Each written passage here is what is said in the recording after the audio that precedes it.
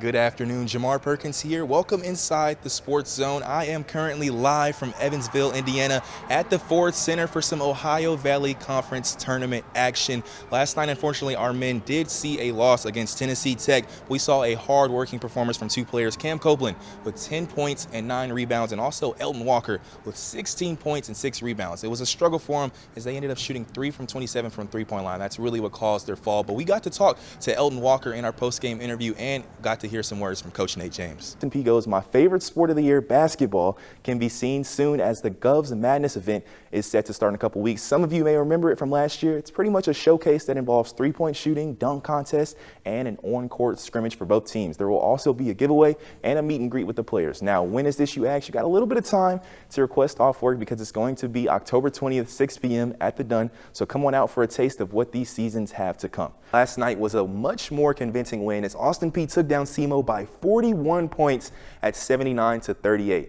The two leading scorers for Austin Peay have been Yamiah Johnson and Carly Pace, and they just broke Austin Peay history. For the first time, we have seen two players each win 2 Player of the Week awards in one season for women's basketball.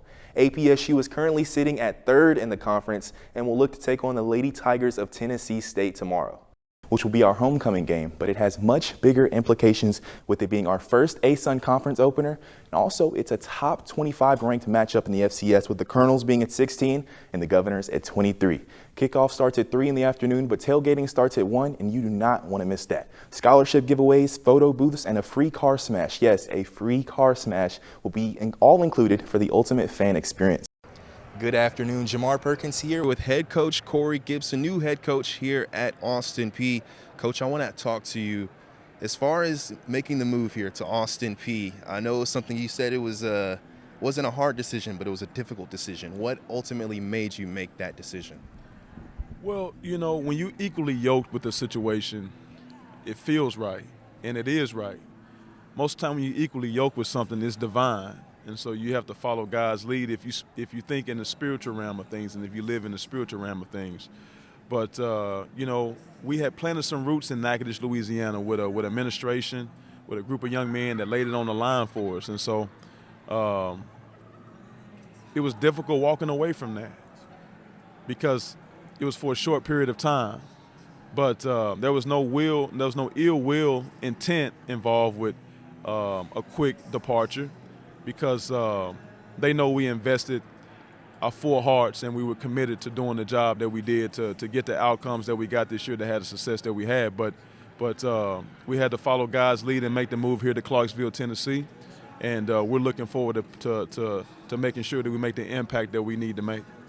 And Coach, saw a video of you coming down on the plane. I wanted to ask, when you're coming down, about to land, what's going through your mind as you're coming out of the plane and stepping into Clarksville? I tell you, it's just when we opened the door, the air just felt different. It felt different. It was crisp. It was stern. Where I'm from, we call it the Hawk. And when that Hawk jumped on my neck, I said, I know I'm back home, because I really hadn't felt that cold in a long time. But it's just such a blessing. It's a surreal feeling, and we couldn't be any happier. So we're here in the new F&M Bank Arena, and what a perfect time for you to become our coach, to be able to be the first coach to coach here. What is that like to be able to, I believe you've been on a tour, you've kind of seen a couple of things. What is it like to be in this environment? This is so special. I'm so proud of my alma mater of making this type of investment and having this type of vision. We want to break it in right, and we want to make sure that we have the right product out here for the people to see. Sure. Coach, one thing, after the news was released that we were going to be looking for a head coach, I'm not sure how much you're on social media, but a lot of Twitter noise was, we need to look at Corey Gibson, need to look at him. What does that mean to you to be able to know that the community had your back and that you were their first option, to be able to know that they wanted you as a head coach? I tell you, you know, I still haven't had time to reflect on that, but I'm so thankful, so grateful that these people value their own. You know, alum, we are Austin Peay. And one thing about it, you have to take care of your own and you have to rally around your own. I do bleed red, I always have. And so I don't want you to cut me open, but I got red pumping in my veins, and everybody can rest assured that what's pumping in me, we're going to express on this floor, and we're going to express in our recruitment, and we're going to express in the love that we share to other people. So, you know, we just come here to serve and do the best job that we can do. Coach, I did want to take the chance to Northwestern State. That was your first head coaching job. It was brought with great success. Talk to me about the appreciation that you had for that program. The people in Natchitoches and the faithful people that supported us, the administration, Dr. Marcus Jones, I mean, he's such an outstanding person and human being, one of the most beautiful souls I've ever met in my life. And Kevin Bastian for standing 10 toes down and believing in a young man that never had head coaching experience. I can't thank those people enough. But I believe they understand the dynamic of this situation. But I love those people unconditionally, and I always will have love for them, and wish them much success in the future. And I look forward to even helping them in their endeavors moving forward. Sir, one question I had for you too. Knowing you're leaving from Northwestern State, I saw, as far as coaching and player personnel, we already saw your associate head coach Rodney Hamilton here. But has there been talks as far as bringing your coaching staff and certain player personnel that you can discuss? My whole coaching staff has been invited to come. You know, I don't believe in, taking another job and then you don't invite your staff to come. I mean, it's not about me. Those guys do the heavy lifting. Okay, so the whole staff is invited to come. It's up to them if they want to come or not. In regards to personnel, we have not had any conversations in regards to that. But that's something they got to reflect on and figure out if what's best for them. But we'll leave those guys alone. They're mature enough and old enough to make executive decisions for themselves. My last question for you, sir. As far as you talk about being involved, as far as on the court and the community, coming up in the summer and the fall and this next season, what can Austin Peay fans expect from your program? Well, what they can expect is they can expect us to serve this community. They can expect us to have unconditional love. And the brotherhood will never waver. And when they come and watch and observe a game, we'll leave this game with an empty tank, and the next day we'll have to refill. All right, well, thank you for your time. Once again, here with Coach Corey Gibson here. We're listening to APSU TV News. Austin Peay's volleyball team has recently started their season, and conference play has officially started, but with a different look this year in the A-Sun. This past Friday, the Govs took on Jacksonville, which was their 15th straight home win, which is one away from the program record. Head coach Taylor Mott shared her thoughts on the home cooking. You know what's crazy? I used to not like playing at home. I felt like there were so many distractions and we have to do a lot more work when we're at home. When we're on the road, we just get to show up and play. But when I started hearing about this streak and these win games and you see this crowd that we have, just the energy is different in here. And so obviously that helps us win at home. So hopefully tomorrow we can break that streak. But, North Florida is really tough, so we'll see.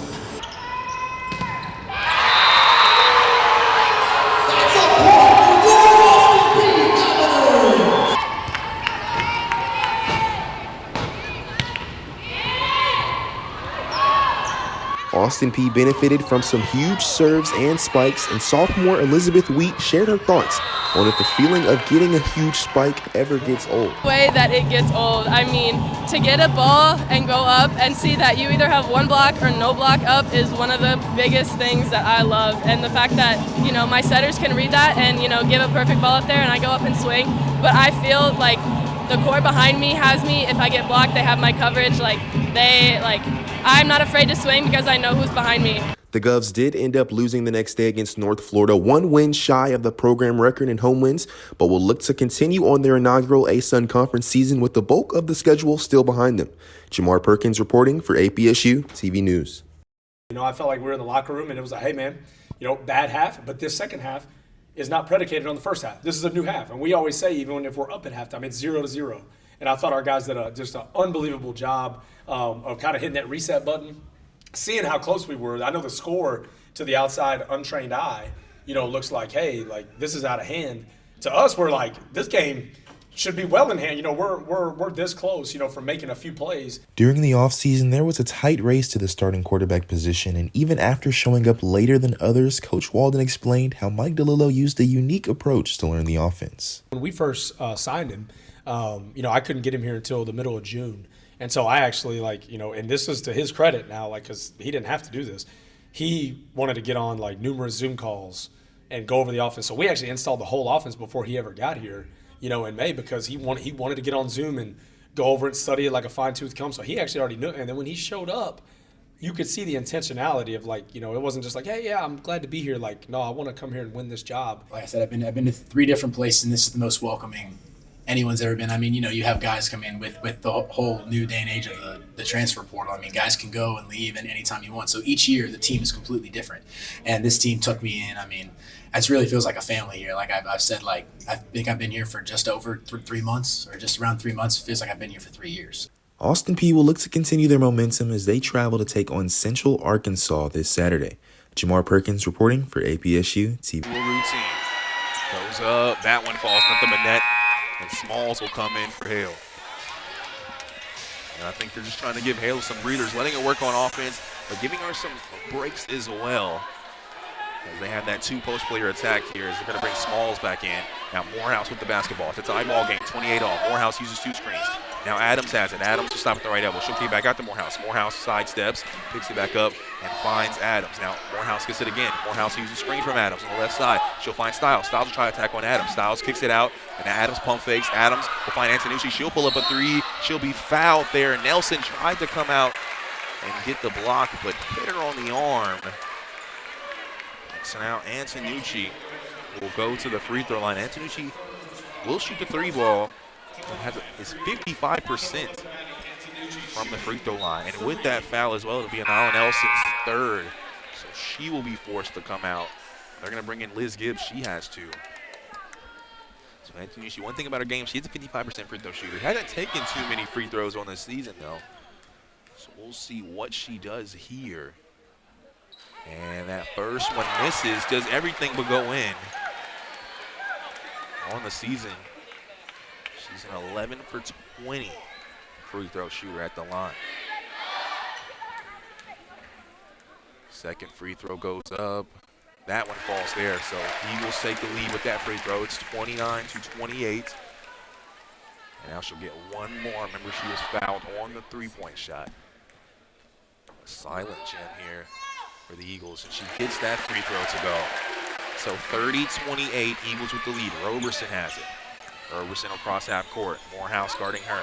Roberson crossing over. She'll stop at the right elbow. Find Liz Gibbs. Liz Gibbs will look to go baseline. She'll try to bring it back out. She'll find Douglas. Douglas, a high pass. Catches it. Stops at the left elbow. Adams get it. She'll look to go baseline. Adams inside. Will try to go. She'll got that one blocked. If Small tipping the ball around, she'll kick it back out to Ty Douglas. She'll pull up a 3 for the P. That one hits the front of the rim. Their first 3-point attempt for Austin Peay misses there. Now Morehouse with the basketball. Morehouse will pick it out there to Adams. Now Adams brings it towards the left side of the court. She'll try to hand it off to Antonucci. Antonucci with the basketball. Jabs, finds Carter. Gibbs guarding her. Carter uses a screen from Antonucci. Now Carter will try to go inside, and she gets the layup to go there. 32-28. Adams will get the ball given to her at half court by Roberson.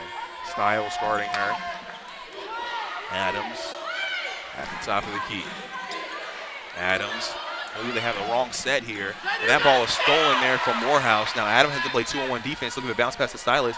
And now Styles will get a deep pass from Morehouse. Nice transition defense from Adams to stop the transition. And now with the basketball is Adams. Adams being guarded by Spada Small. They're going to the left corner for Styles. She'll pump fake. She'll try to be aggressive. She'll try to finish on the right side. Missed the layup there. And Gibbs gets the rebound.